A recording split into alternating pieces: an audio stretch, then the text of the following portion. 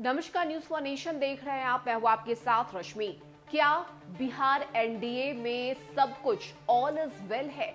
ये सवाल इसलिए क्योंकि लगातार जेडीयू के बड़े नेताओं की तरफ से इस बात का दावा किया जा रहा है कि आगे आने वाले समय में क्या होने वाला है ये कोई नहीं जानता, और इसीलिए इस वक्त जेडीयू सबसे पहले खुद को मजबूत करेगी, अपने वर्चस्व को बढ़ाएगी।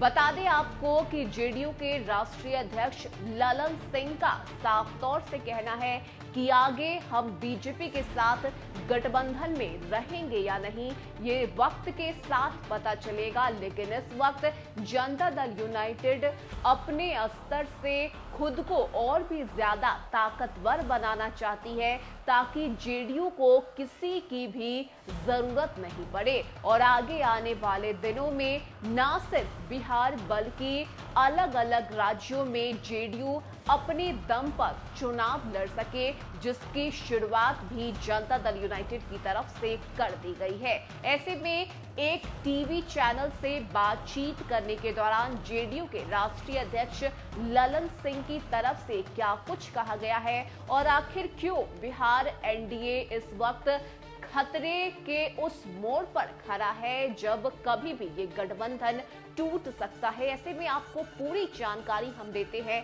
कि आखिर क्या कुछ ललन सिंह की तरफ से कहा गया है। बता दें कि जेडीयू के राष्ट्रीय अध्यक्ष ललन सिंह ने कहा है कि हम अपने संगठन को मजबूत और धारदार बनाने में जुटे हुए हैं। पहले हम अपने को तैयार करेंगे, फिर यह तय करेंगे कि चुनाव में किसके साथ गठबंधन होगा, कल क्या होगा यह किसने देखा है। बता दें कि ललन सिंह एक टीवी चैनल के साथ बातचीत कर रहे थे। भाजपा द्वारा साल 2024 और साल 2025 के चुनाव में जेडीयू के साथ गठबंधन का ऐलान किए जाने के सवाल पर उन्होंने सवालिया लहजे में जवाब दिया। उन्होंने कहा कि हम इस बात को नकार कहा रहे हैं, पर अभी लोकसभा चुनाव की घोषणा नहीं हुई है, इसलिए चुनाव में गठबंधन पर कोई सवाल करना काल्पनिक बात होगी।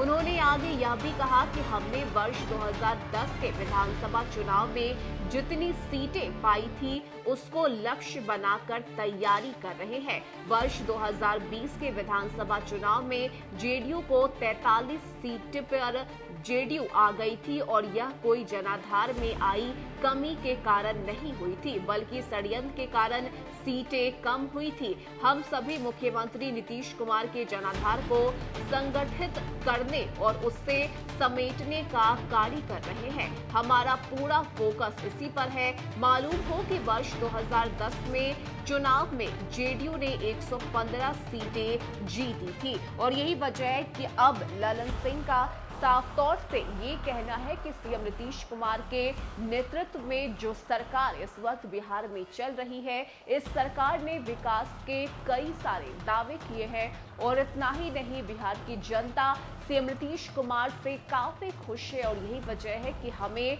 सिर्फ और सिर्फ बिहार की जनता को फोकस करके उनके विकास के लिए आगे काम करना है ताकि इसका फायदा सीएम नीतीश कुमार को आगे आने वाले चुनावों में मिल सके। खास करके जहां एक तरफ बीजेपी लोकसभा और विधानसभा चुनाव की तैयारियों में अभी से ही जुट चुकी है, तो वहीं जनता दल यूनाइटेड जो है वो दूसरे रास्ते पर चल रही है। यानी कि जनता दल यूनाइटेड सीधे चुनाव नहीं बल्कि पहले खुद के जनाधार को मजबूत करना चाहती है, और अगर एक बार जेडीयू का जनाधार मजबूत हो गया, इसके बाद इसका फायदा चुनाव में भी मिलेगा। और यही वजह है कि जेडीयू इस वक्त कोई भी जल्दबाजी नहीं करना चाहती।